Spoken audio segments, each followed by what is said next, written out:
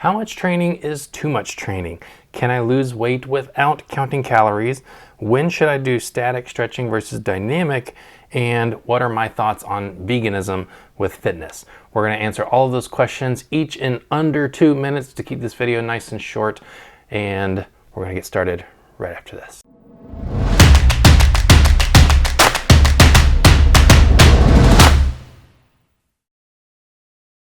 Okay, welcome to the 8th Q&A for the Healthy Human Project.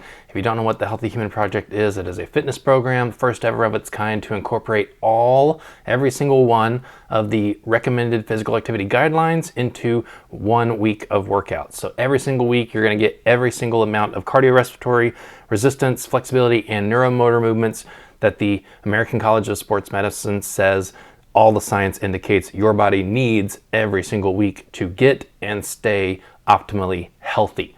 So that's the Healthy Human Project in a nutshell.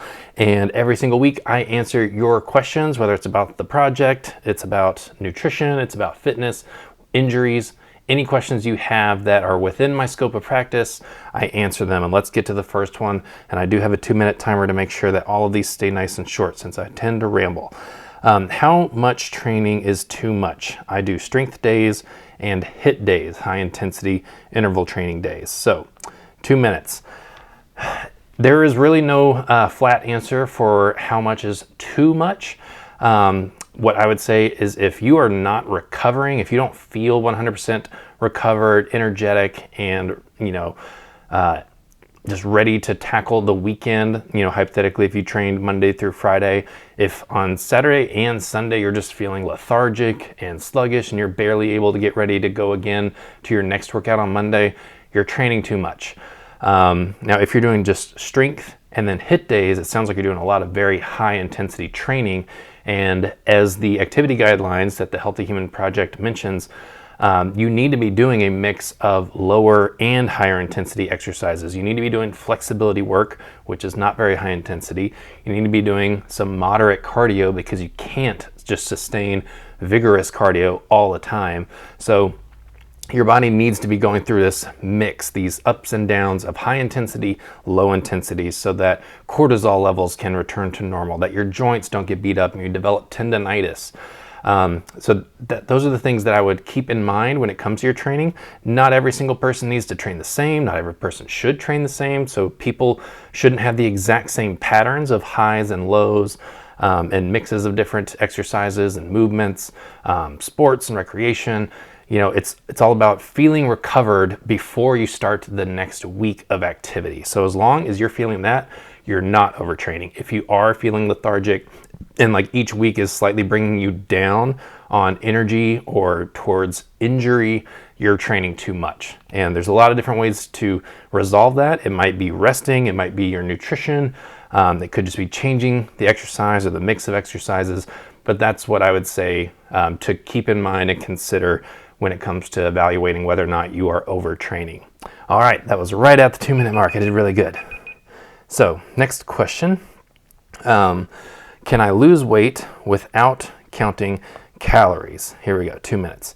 Yes, of course you can lose weight without counting calories. Now in the project, I help everyone understand what their calorie goal would be if they were willing to track it and they wanted to either lose 1 to 2 pounds or somewhere in the middle, like half a pound, 1.5 pounds, up to 2 pounds per week.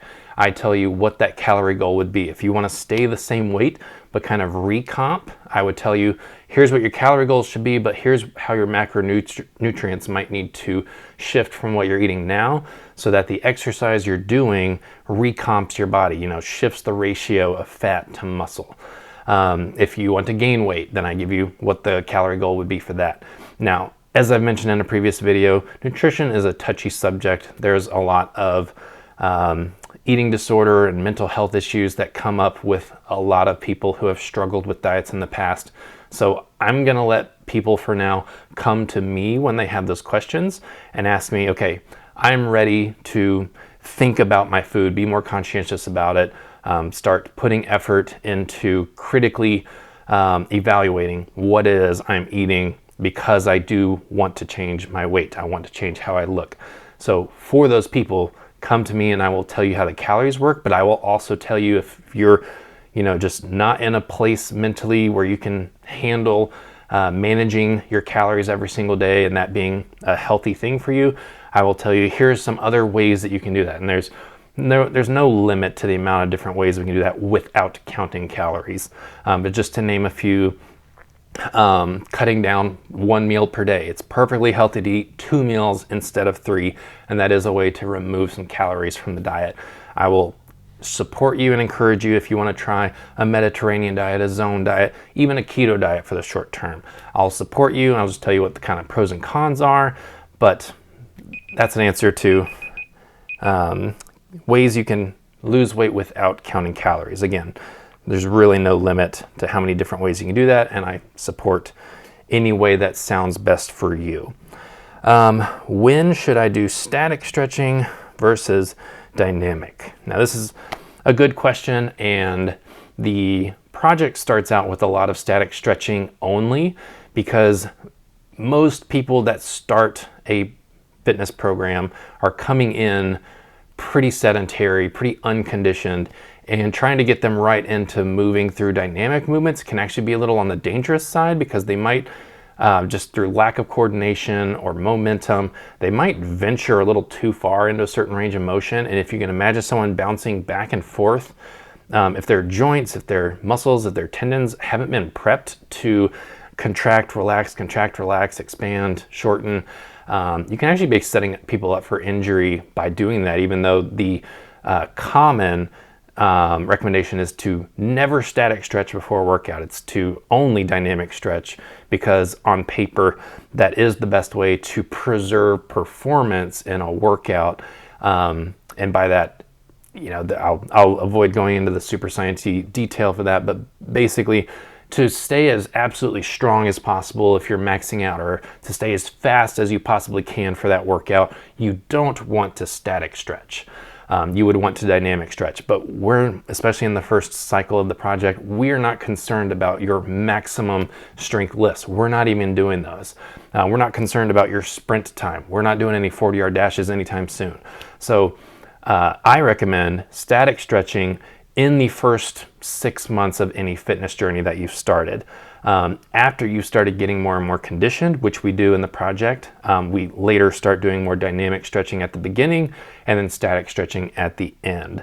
So depending on where you are, depending on how well you get into certain positions for the movements you might be doing that day, static stretching can be more appropriate both before and after. But in general, an unconditioned person should just focus on static stretching, and someone who's more conditioned, has at least a few months of training under their belt, can do just dynamic at the beginning and then static at the end. That's going to help them preserve performance in their workouts.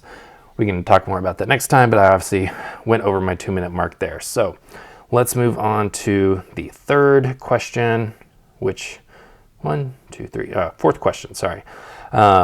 What are your thoughts on veganism and fitness? Well, I certainly have no issue with people eating a vegan diet, and I absolutely think you can accomplish tremendous things in your fitness through a vegan diet. Now, what I'll say is a vegan diet is in no way advantageous to fitness. Like, it's the decision to go vegan is not going to directly improve your fitness. Like, it's not a ubiquitous universal rule or law that by going vegan your fitness is going to improve. Now, someone who had a really poor diet, ate a lot of red meat, very little fiber, very little exercise, the moment they start just eating vegan, their health is going to improve tremendously because they weren't eating well before and now they're eating much better. Vegan, in my opinion, and I think most people would agree with this, is really less about our personal health than it is, I forgot to set a timer. Sorry, I'm gonna do 1 minute real fast. Here we go. We'll pretend I was talking for a minute. I probably was. It's more about preserving the planet and the health of the planet. Reducing the amount of red meat you're consuming is going to, in the long run, reduce how many people are raising cattle, which we know contribute a lot to greenhouse gases. Certain farming industries and practices definitely just naturally have an economic impact on the world.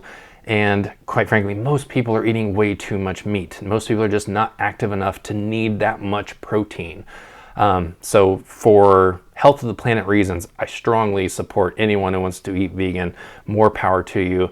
I myself, our whole family, we try to have a very healthy balance. We don't over-consume meat, in our opinion, in my opinion, which I have a professional opinion here.